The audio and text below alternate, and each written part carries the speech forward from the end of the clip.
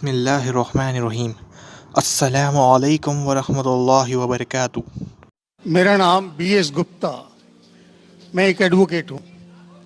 دو communities جو بھارت میں رہتی ہیں دو کمیونٹیز جو بھارت میں رہتی ہیں، میجورٹی کمیونٹی 80% جس کو کہتے ہیں ہندوز اور 20% مسلمس، ان کے بیچ میں غلط یا صحیح یہ بھاونا ہے کہ اسلام جو پھیلا تھا وہ تلوار کے زور سے پھیلا تھا۔ ہسٹوریکل فیکٹ ہے یا یہ متھ ہے کہہ نہیں سکتے، لیکن کیا یہ سچ ہے کہ 3000 سے 6000 تک ہندو مندروں کو گرا کے مسجد میں بدلا گیا؟ کیا یہ سچ ہے کہ اسپیشلی اورنگزیب کے وقت میں ہزاروں لاکھوں ہندوؤں کو زبردستی ان کے جنیو کاٹ کے ان کو مجبور کیا گیا کہ وہ مسلمان بنے؟ نمبر 2، جو کہ آج کے سمے کے انوسار ایک سوال میں پوچھ رہا ہوں، ہندوؤں پر ہندو میرج ایکٹ لاگو ہے، جس کی پریبھاشا میں سوائے کرسچنز اور مسلمز کو چھوڑ کے بدھ اور جین کو، سکھوں کو، سب کو شامل کیا گیا ہے۔ کیا مسلمانوں کا یہ کہنا نہیں بنتا کہ آپ سب کو شامل کرتے ہیں ہندو میرج ایکٹ میں، اس کا نام بدل کے ایک ایسا ایکٹ بنایا جائے جو سب پہ لاگو ہو، یا اس کے الٹرنیٹیولی ایک یونیفارم سول کوڈ جو دونوں دھرموں کے اچھے ٹینٹس کو شامل کرے، اس کو لاگو کیا جائے؟ ایک چیز میں یہ سمجھتا ہوں کہ مسلم لاء میں جو ول ہے، جس کے اندر یہ لکھا ہے کہ 1/3 سے زیادہ کوئی ول نہیں کر سکے گا، اس کا میں انکارپوریشن اگر یونیفارم سول کوڈ بنتا ہے تو میں چاہوں گا کہ وہ ہندوؤں پہ بھی لاگو ہو۔ یہ نہیں ہے کہ ہندو میرج ایکٹ کو اگر انڈین میرج ایکٹ میں بدلا جائے تو مسلمانوں پہ لاگو ہو اور ہندوؤں پہ کوئی چیز نہ آئے۔ مجھے اسلام میں یہ چیز بہت اچھی لگی۔ ایسے ہی کوئی یونیفارم سول کوڈ کے لیے یہ مسلمز آگے کیوں نہیں آ رہے؟ اس کی وجہ مجھے بتائی جائے۔ بھائی صاحب نے 3 سوالات پوچھے ایک سوال میں۔ پہلا سوال کہ ہسٹری سے پتا چلتا ہے کہ اسلام تلوار کے زور پہ پھیلا کہ نہیں، لیکن یہ مجھ سے پوچھ رہے کیا یہ حقیقت نہیں ہے کہ 3000 سے زیادہ مندریں گرائی گئی تھی اور مسجد بنائے گئے اور بہت سے لوگوں کا قتل کیا گیا ہے؟ یہ بالکل غلط ہے، افواہ ہے۔ یہ میں کہہ سکتا ہوں کہ کچھ مندریں شاید گرائی گئی ہوئیں گی، اس سے میں نے کہا تو ایک بھی مندر نہیں گرائی گئی۔ ہو سکتا ہے کہ کچھ مسلمان اپنے آپ کو جو مسلمان کہتے ہیں، ان نے آ کے کچھ مندروں کو گرایا ہوگا اور مسجد بنایا ہوگا، ہو سکتا ہے۔ لیکن یہ کہنا کہ 3000 سے 6000 مندر گرائے گئے، یہ بالکل افواہ ہے، بالکل غلط ہے، بے بنیاد ہے، بالکل بے بنیاد ہے۔ کچھ مسلمان راجاؤں نے غلط کام کیے ہوئیں گے، اس سے آپ اسلام کو دوشی نہیں ٹھہرا سکتے۔ اگر ہٹلر نے 60 لاکھ یہودی کو زندہ جلایا تو میں کہہ سکتا ہوں کہ کرسچینٹی خراب ہے؟ بالکل بے بنیاد ہے، وہ ہٹلر نے کیا، بائبل میں تو ہی لکھا ہے کہ جلانا چاہیے۔ اسی طریقے سے یہ خالی افواہ ہے۔ کچھ مندروں کو شاید گرایا گیا ہوگا، میں یہ نہیں کہتا کہ نہیں گرایا گیا، لیکن اس کو چھوٹی چیز کو لے کے اچھالا جاتا ہے میڈیا میں اور کتابیں لکھی جاتی ہے۔ آپ دیکھو ٹیپو سلطان کے خلاف آ گئے۔ آج بھی آپ جائیں گے میسور کے اندر، اس کے آزو بازو آپ دیکھیں گے تو ٹیپو سلطان کے جو آنگن کے اندر ہے اس کے اندر مندر ہے۔ اگر آپ یہ کہتے سچ ہے کہ 3000 سے 6000 مندر کو گرایا گیا تھا تو آپ کیسا زندہ بچے؟ آپ کہہ رہے تھے کہ ہزاروں لوگوں کو قتل کیا گیا، آپ کیسے زندہ بچے؟ آپ زندہ بچے یہ شہادت دے رہا ہے کہ مسلمان تلوار کے زور پہ نہیں پھیلا۔ اگر یہ سچ ہوتا تھا، آپ نے کہا ہزاروں لوگ کا قتل کیا، کچھ لوگ کا شاید قتل کیا گیا۔ دیکھو ہر مذہب میں there are black sheeps in every community. کچھ لوگ ہر مذہب میں خراب نکلتے ہیں، وہ مذہب کی غلطی نہیں، وہ مذہب کے ماننے والے کی۔ کرسچین میں آپ کو کچھ خراب لوگ ملیں گے، مسلمان میں ملیں گے، ہندو میں ملیں گے۔ ابھی آپ دیکھیں گے ہندوستان کے مسلمان کچھ لوگ ڈرگ میں ڈیل کرتے، ڈرگ میں دھندا کرتے۔ ڈرگ تو حرام ہے اسلام میں، کرتے تو ان کو دوش دینا چاہیے، اسلام کو نہیں۔ اسی طریقے سے آپ جو کہہ رہے ہزاروں لوگوں کا قتل کیا، یہ بالکل بے بنیاد چیز ہے۔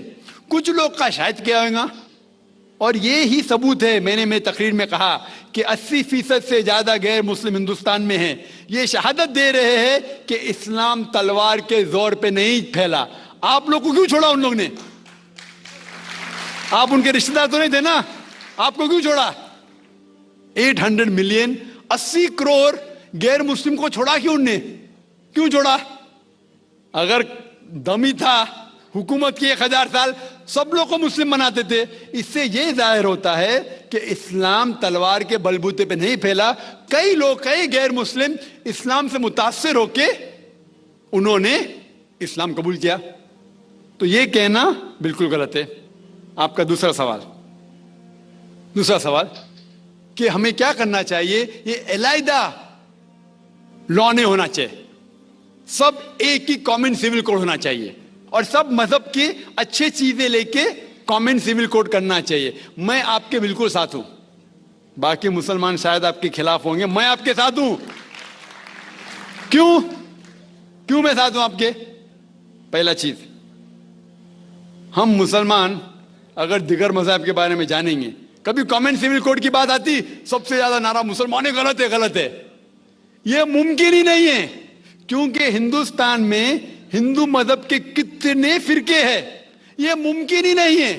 مسلمان تو صرف 20% یا 80% یا 75% جو ہندو لوگ ہیں اس میں ہی ممکن نہیں ہے. یہ کامن سول کوڈ ہندو لوگ ہی اس کو فالو نہیں کر سکتے. ہندو مذہب میں کتنے مختلف گروہ ہیں.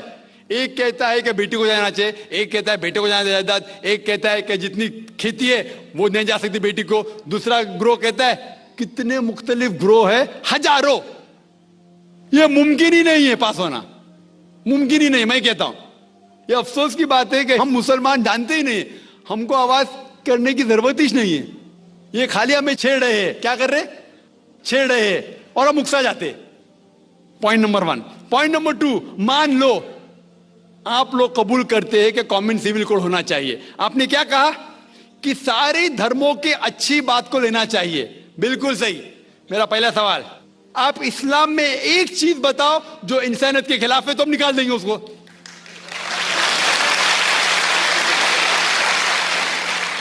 آپ کا یہ کہنا بالکل صحیح ہے کہ باقی مذاہب کی اچھی چیزیں جو ہے، مثال کے طور پہ میں نے تقریر کی سملیرٹیز بٹوین ہندوازم اینڈ اسلام، تو جو اچھی چیزیں ہندوازم کی میں لے چکا ہوں. سملیرٹیز بٹوین کرسچینٹی اینڈ اسلام، جو اچھی چیزیں اس آیت میں لے چکا ہوں. میں یہ پوچھنا چاہتا آپ سے، ایک چیز جو اسلام میں خرابی ہے وہ تو بتاؤ مجھے، تو اس کو نکالیں گے نا. لیکن منچ کے اوپر جب ڈیبیٹ ہوئے گا انشاءاللہ میں آؤں گا انشاءاللہ. ہاں، منچ پہ جب ڈیبیٹ ہوئے گا کہ ہم کیا کریں گے، ہر مذہب کی اچھی چیز ہوں گی. تو میں یہ چاہتا ہوں کہ اسلام کی طرف سے اس منچ پہ، اس سٹیج پہ انشاءاللہ میں آؤں گا.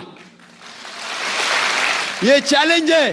کوئی بھی شخص ہندوستان میں ہو، منسٹر ہون دو، کوئی بھی سوامی ہون دو، کوئی بھی شنکراچاریہ ہون دو، انشاءاللہ میں طالب علم ہوں اسلام اور دیگر مذاہب کا. میں تسلیم کرتا ہوں کہ ڈیبیٹ ہونا چاہیے، حق بات جو نکلی، لیکن اس کے اوپر عمل بھی ہونا چاہیے.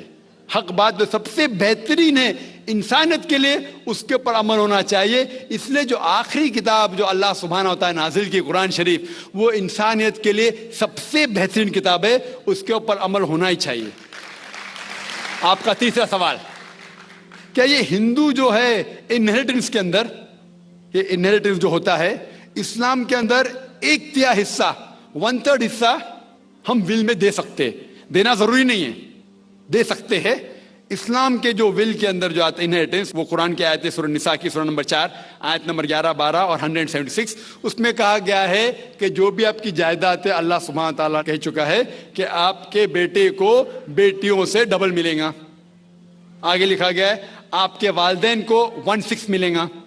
صرف اگر بچے ہیں تو والد والدہ کو دونوں کو 1/6، اگر بچے نہیں ہیں تو والدہ کا 1/3. آگے بڑھتی آیت نمبر 12 پہ لکھا ہے کہ آپ کی بیویاں جو آپ کے لیے چھوڑیں گی، اگر بچے نہیں آپ کو آدھا ملے گا، بچے ہیں تو 1/4 ملے گا. آپ جو آپ کے بیویاں کے لیے چھوڑتے ہیں، بچے نہیں تو ان کو ملے گا 1/4، 1/4.